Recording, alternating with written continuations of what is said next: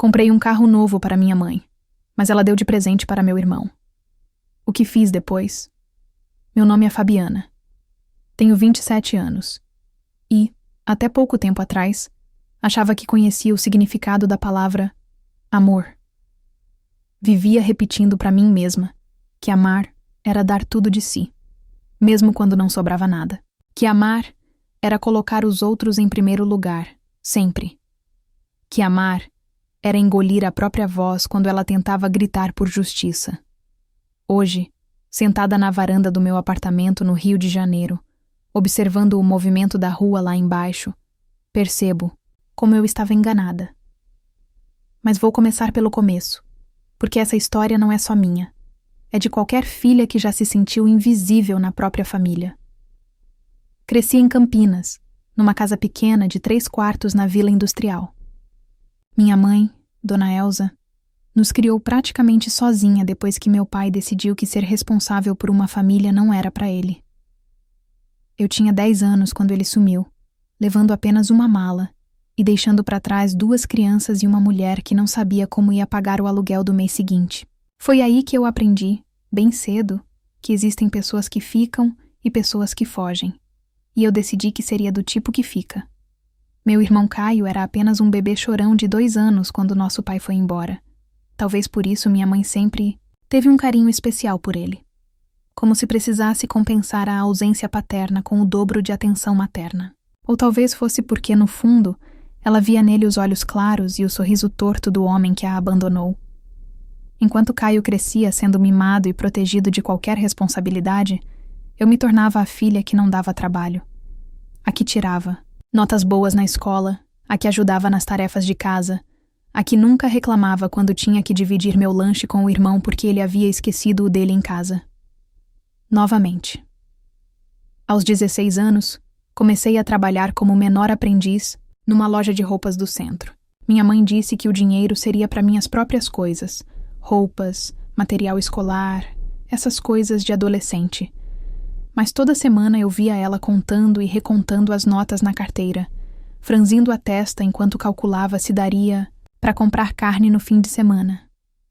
Então, sem que ela pedisse, eu comecei a deixar metade do meu salário na mesinha da cozinha. "Ah, Fabi, você não precisa", ela sempre dizia, mas pegava o dinheiro assim mesmo. Caio, por outro lado, ganhava mesada sem fazer nada. E quando questionava por que eu trabalhava e ele não, minha mãe suspirava e dizia: "Cada filho é de um jeito, Fabiana. Você sempre foi mais madura." Madura. Essa palavra me perseguiu a vida inteira. Era o elogio que eu recebia toda vez que abria mão de alguma coisa que queria. Madura quando desisti do curso de jornalismo para fazer administração porque é mais garantido. Madura quando comecei a trabalhar em período integral aos 18 anos para ajudar em casa. Madura quando aceitei que Caio usasse meu quarto como depósito dos projetos mirabolantes que ele nunca terminava. E eu acreditava nessa versão de mim mesma. Achava que ser madura era sinônimo de ser amada. Que quanto mais eu me sacrificasse, mais importante eu seria para os meus familiares. Aos 25 anos, depois de 7 anos trabalhando como assistente administrativa numa empresa de contabilidade, finalmente consegui uma promoção decente. Não era o emprego dos sonhos, mas pagava bem e tinha possibilidades de crescimento. Pela primeira vez na vida, eu tinha uma reserva financeira considerável. Foi quando tive a ideia do presente. Minha mãe nunca teve carro próprio. Durante todos esses anos, dependia de transporte público, de caronas dos vizinhos ou, quando a situação apertava, de táxi.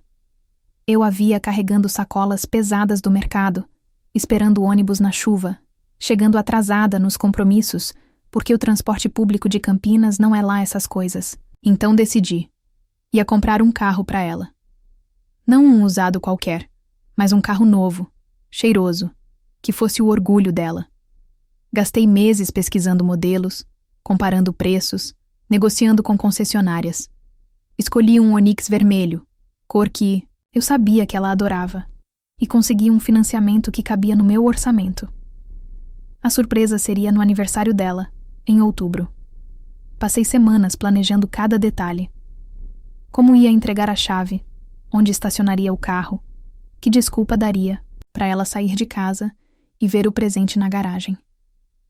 Quando finalmente chegou o dia, meu coração batia tão forte que eu achei que ia desmaiar. Levei minha mãe até a garagem com os olhos vendados, Caio filmando tudo com o celular, e quando ela viu o carro, começou a chorar. Minha filha, como você conseguiu? Ela perguntou, me abraçando com força. Juntei dinheiro, mãe. Quis retribuir tudo que a senhora fez por nós. Naquele momento, eu me senti completa. Finalmente tinha conseguido dar algo grandioso para a pessoa que mais amava no mundo. Finalmente tinha provado o quanto ela era importante para mim. 2 dias depois, acordei com uma ligação do Caio. Ô, maninha, obrigado pelo carro. Tá novo demais. Meu sangue gelou. Como assim, Caio? A mãe me deu as chaves ontem. Disse que eu preciso mais que ela porque tô procurando emprego. Desliguei o telefone e fiquei parada no meio da sala, tentando processar o que tinha acabado de ouvir. O carro que eu comprei, com o meu suor, com os meus sonhos adiados, com as minhas noites mal dormidas preocupada com prestações. Havia sido dado de presente para meu irmão, sem nem me consultarem. Foi nesse momento que algo dentro de mim rachou. E eu ainda não sabia, mas essa rachadura ia mudar tudo. Passei o resto daquele dia andando pela casa como um fantasma. Cada cômodo parecia me lembrar de algum sacrifício que eu tinha feito pela família. A televisão da sala que comprei quando a nossa quebrou. A geladeira nova que financiei quando a antiga parou de gelar. O sofá onde minha mãe assistia suas novelas, comprado com meu 13º salário. Tudo ali tinha um pedaço de mim, do meu trabalho, dos meus sonhos adiados. E mesmo assim ela achou que eu não precisava do reconhecimento. No dia seguinte, depois de uma noite inteira em claro, fui até a casa da minha mãe. Precisava entender. Precisava ouvir dela uma explicação que fizesse sentido, que justificasse tamanha frieza. Encontrei-a na cozinha, preparando o almoço como se nada tivesse acontecido. O cheiro de tempero verde e alho refogado, que sempre me trouxe conforto, naquele dia só aumentou minha angústia. Mãe, precisamos conversar, disse, me sentando na cadeira de sempre, aquela com o encosto meio torto que ninguém nunca se deu ao trabalho de consertar. Ela nem levantou os olhos da panela. Sobre o quê, filha? Sobre o carro que eu comprei para a senhora. Dona Elsa suspirou, daquele jeito cansado que ela sempre fazia quando não queria discutir alguma coisa. Ah, Fabiana, não vamos brigar por causa disso. Brigar? Minha voz saiu mais alta que eu esperava. Mãe, eu juntei dinheiro durante meses. Abri mão de um monte de coisa para comprar aquele presente para a senhora. E a senhora simplesmente deu pro Caio sem nem me avisar. Você não precisa, ela respondeu, se virando para me encarar. Seus olhos castanhos, iguais aos meus, tinham uma dureza que eu nunca tinha visto antes. Você já tem sua vida, seu trabalho, sua independência. Seu irmão tá passando por uma fase difícil. Fase difícil? Não consegui conter uma risada. Amarga. Mãe, o Caio tem 25 anos. Ele nunca sustentou nada nesta casa. Vive pulando de emprego em emprego quando tem vontade de trabalhar. Gasta o dinheiro que a senhora dá pra ele com besteira. Ele é meu filho também, Fabiana. E eu não sou? A pergunta saiu como um grito, ecoando pela cozinha pequena. Eu também sou sua filha, mãe. Desde os 10 anos eu cuido desta casa, cuido da senhora, ajudo com tudo. E quando eu, finalmente, consigo fazer uma coisa bonita, uma coisa grande para retribuir o amor que sinto pela senhora, vira presente pro Caio? Minha mãe baixou os olhos, mexendo nervosamente na colher de pau. Não é assim, Fabiana. Você sabe que eu te amo. Sei. Senti as lágrimas queimando meus olhos, mas não deixei cair. Como eu vou saber, mãe? Quando que a senhora fez? Alguma coisa só pra mim? Quando que a senhora me protegeu como protege ele? Quando que a senhora disse que eu também mereço ser cuidada? O silêncio que se seguiu foi ensurdecedor.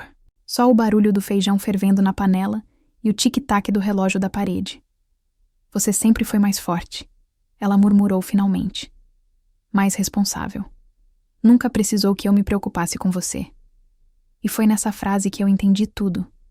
Entendi que, na cabeça da minha mãe, ser forte significava não merecer cuidado. Ser responsável significava não precisar de atenção. Ser madura significava estar condenada a dar sem nunca receber. Sabe o que é mais triste, mãe? Falei, me levantando da cadeira. É que eu passei a vida inteira tentando provar que eu merecia o amor da senhora. E hoje descobri que a senhora nunca duvidou que eu a amava. A questão é que a senhora nunca achou que eu merecia ser amada de volta. Saí da casa sem esperar resposta. Caminhei pelas ruas familiares de Campinas, passando pelos lugares que marcaram minha infância e adolescência, sentindo como se estivesse vendo tudo pela primeira vez. Foi ali, parada na frente da escola onde estudei, que tomei uma decisão que mudaria minha vida para sempre. Voltei para casa, liguei para o meu chefe e perguntei se a proposta de promoção com transferência para o Rio de Janeiro ainda estava de pé. 3 semanas depois, eu estava fazendo as malas. Não contei para ninguém. Apenas deixei um bilhete na mesa da cozinha. Fui cuidar de mim. Um dia vocês vão entender. E parti. Pela primeira vez na vida, escolhi mim mesma.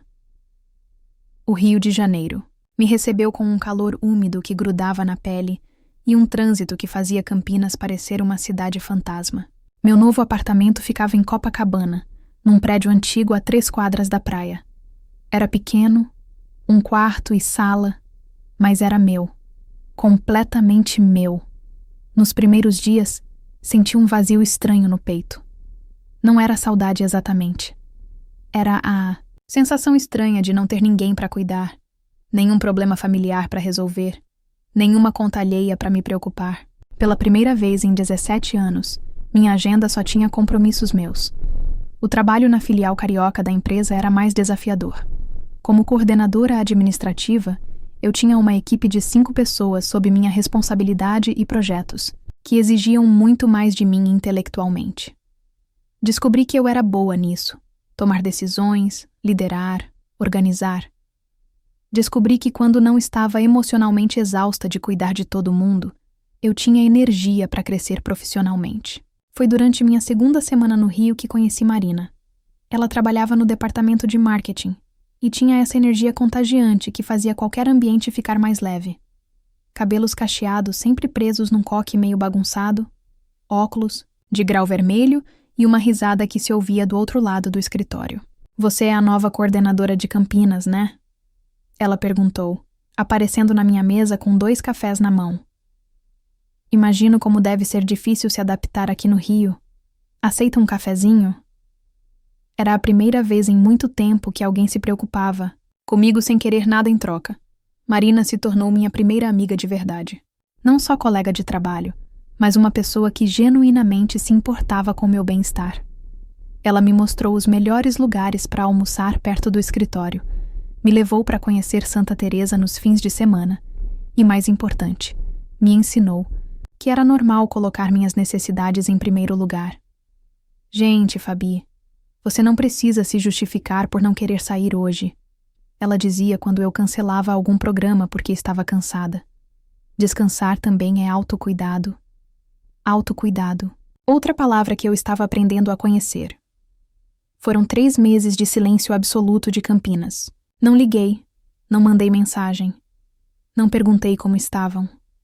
Meu celular mostrava várias chamadas perdidas da minha mãe nas primeiras semanas, mas depois elas pararam de vir. Caio nunca tentou entrar em contato. Eu fingia que isso não me machucava, mas machucava sim, principalmente nas noites de sábado, quando Marina saía com o namorado e eu ficava sozinha no apartamento, ouvindo o barulho do mar lá embaixo.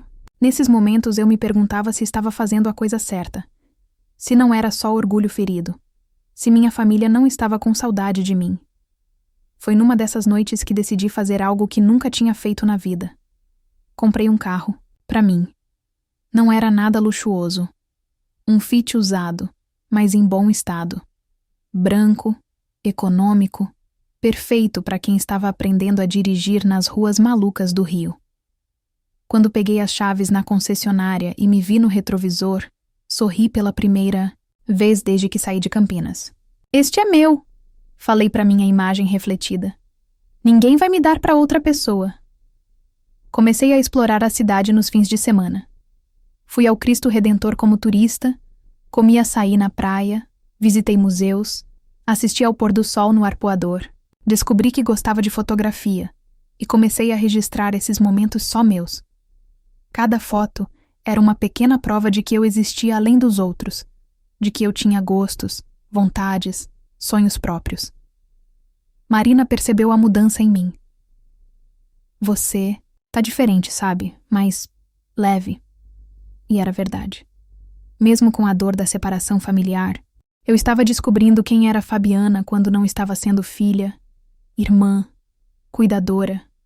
Estava descobrindo que eu gostava de música instrumental, que tinha talento para decoração, que podia ser engraçada quando não estava preocupada com os problemas de todo mundo. Mas a vida tem um jeito cruel de nos testar exatamente quando começamos a nos sentir seguros.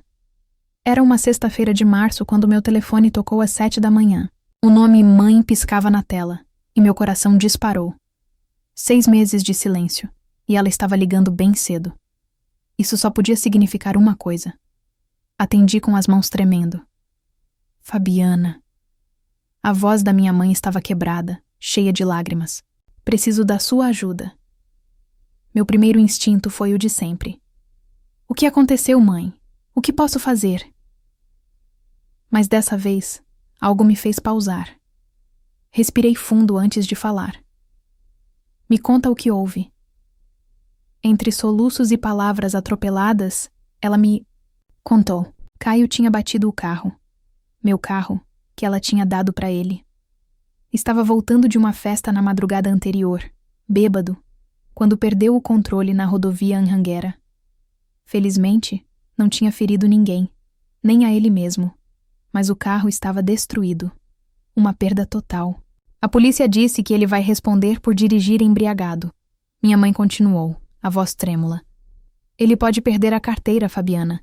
E ainda tem a questão do carro. O seguro não cobre porque ele estava alcoolizado. Preciso de dinheiro. Para pagar o guincho, o pátio, os advogados." Escutei tudo em silêncio, sentada na minha pequena varanda com vista para o mar. O contraste era absurdo. Ali estava eu, numa manhã ensolarada no Rio, ouvindo sobre a irresponsabilidade que eu tanto tentara evitar quando morava em Campinas. "Quanto você precisa?"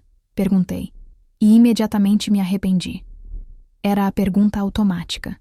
A resposta condicionada de anos sendo a salvadora da família. "Uns 5.000 para começar." "Sei que é muito, mas você sempre conseguiu dar um jeito, filha. Você sempre foi nossa salvação. Nossa salvação. Não nossa filha, nossa família, nossa prioridade. Nossa salvação. Como se eu existisse apenas para resolver os problemas que eles criavam." "Vou pensar", respondi, e desliguei antes que ela pudesse dizer mais alguma coisa. Passei o resto do dia numa espécie de piloto automático. No trabalho, Marina percebeu meu estado e insistiu para sairmos para almoçar. "Conta pra tia Marina o que tá acontecendo", ela disse, enquanto dividíamos uma porção de batata frita num boteco de Ipanema. Contei tudo. Desde o carro que comprei e foi parar nas mãos do Caio, até a ligação desesperada da manhã. Marina me escutou sem interromper, fazendo caras de incredulidade nos momentos mais absurdos da história. "Gente, Fabi", ela disse, quando terminei. "Você tá me dizendo que sua mãe te ligou depois de 6 meses de silêncio só pra pedir dinheiro? Ela tá desesperada. E você? Quando você estava desesperada, quem te ajudou? Quando você precisou de apoio pra tomar a decisão de vir pro Rio, quem te deu força?" Fiquei em silêncio. A resposta era óbvia. Ninguém. Eu tinha enfrentado tudo sozinha. "Olha, não vou te dizer o que fazer", Marina continuou. "Mas vou te fazer uma pergunta. Se você der esse dinheiro agora, o que vai mudar? Seu irmão vai parar de ser irresponsável? Sua mãe vai começar a te tratar como filha e não como conta bancária?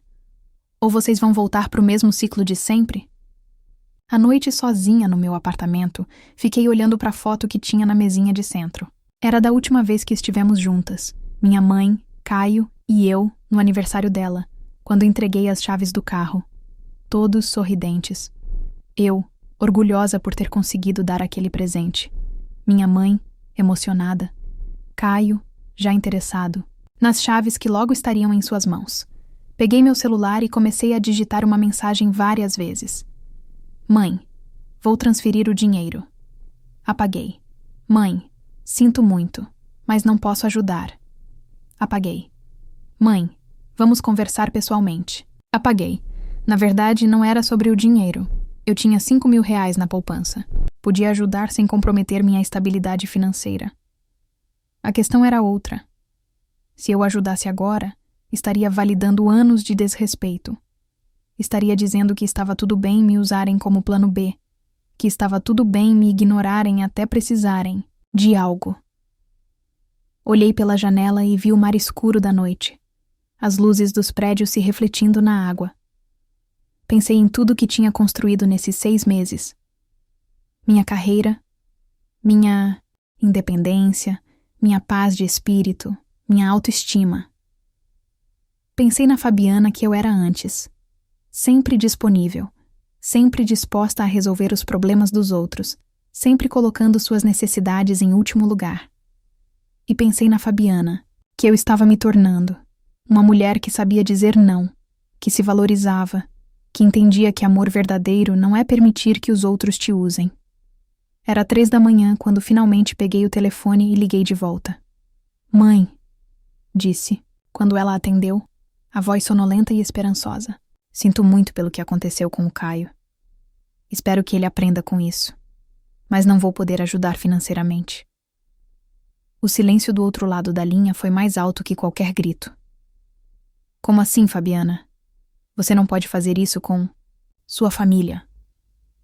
Não, mãe. Vocês é que não podem fazer isso comigo. Não podem me ignorar por meses e depois aparecer só quando precisam de dinheiro. Isso não é família. Isso é conveniência. E dessa vez, fui eu quem desligou. Depois daquela ligação, chorei como não chorava há anos. Não era só tristeza. Era um misto estranho de dor, alívio, culpa e, pela primeira vez, orgulho de mim mesma. Chorei pela filha que sempre quis ser amada incondicionalmente. Chorei pela mulher que finalmente havia encontrado coragem para se amar primeiro. Os dias seguintes foram difíceis. A culpa me visitava em momentos inesperados. No meio de uma reunião, tomando café na praia, assistindo TV à noite, uma vozinha insistente sussurrava que eu estava sendo egoísta, que família é família, que minha mãe me criou e merecia minha ajuda. Mas sempre que essa voz aparecia, eu me lembrava da conversa com Marina. Me lembrava de todos os momentos em que precisei de apoio e não recebi, me lembrava do carro que comprei com tanto carinho e foi parar nas mãos de quem não o valorizou. Uma semana depois, Marina me encontrou no café da empresa parecendo um trapo. Menina, você precisa conversar com alguém que entenda dessas coisas, ela disse me entregando um cartão. Minha psicóloga é incrível. Te juro que vai te ajudar a processar tudo isso. Nunca tinha considerado fazer terapia. Na minha família, problemas emocionais eram resolvidos, engolindo o choro e seguindo em frente. Mas estava claro que eu precisava de ajuda para entender os próprios sentimentos. A doutora Sandra era uma mulher de uns 50 anos, cabelos grisalhos e um jeito calmo que me fez sentir segura desde a primeira sessão.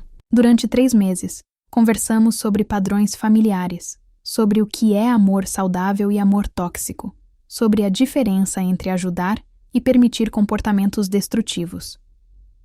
Fabiana, ela disse numa das nossas sessões, você confundiu amor com autossacrifício a vida inteira. Mas amor verdadeiro, tanto dar quanto receber, não exige que você se anule. Foi ela quem me ajudou a entender que estabelecer limites não era crueldade, era necessidade.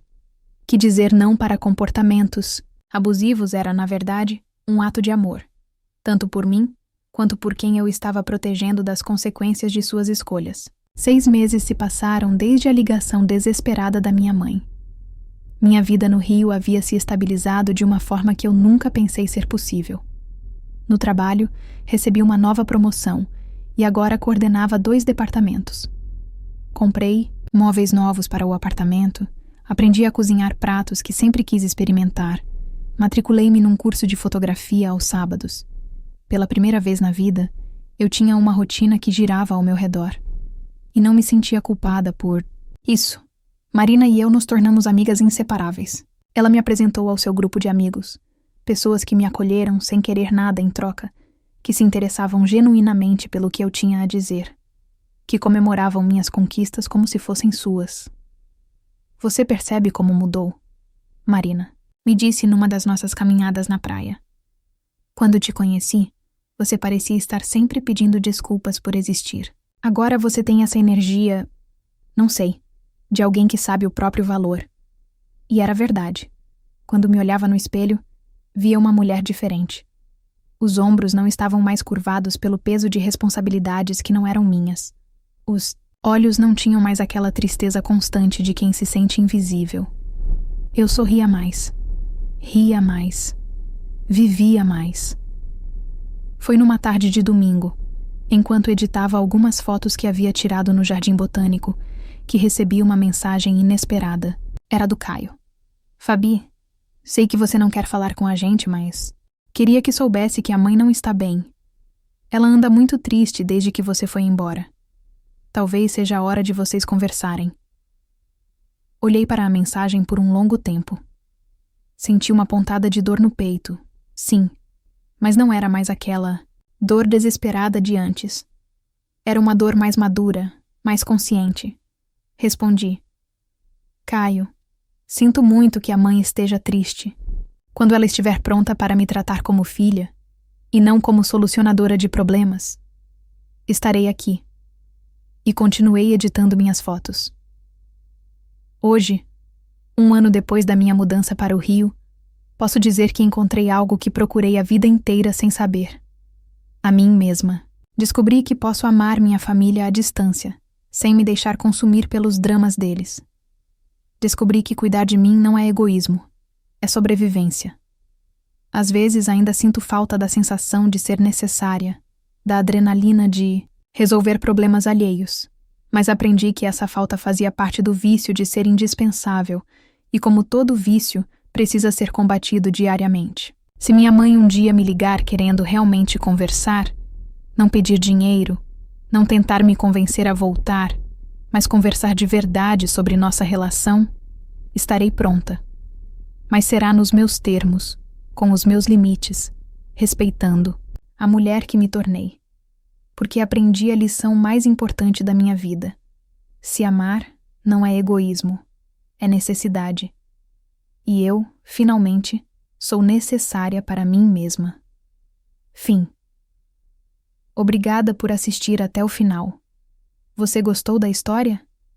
Deixe um comentário, quero saber o que você achou. Não se esqueça de deixar seu like e se inscrever agora para receber mais relatos emocionantes que você não vai querer perder. Ative o sino para ser notificado sempre que um novo vídeo for lançado. Vejo você na próxima história. Muito obrigada.